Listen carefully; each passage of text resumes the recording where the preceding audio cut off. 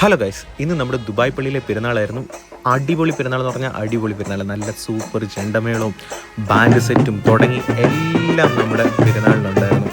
എന്നെ ആളായിരുന്നു, ഇത്രമാത്രം ആൾക്കാർ നമ്മുടെ ഇവിടെ ഉണ്ടോ ദുബായിൽ.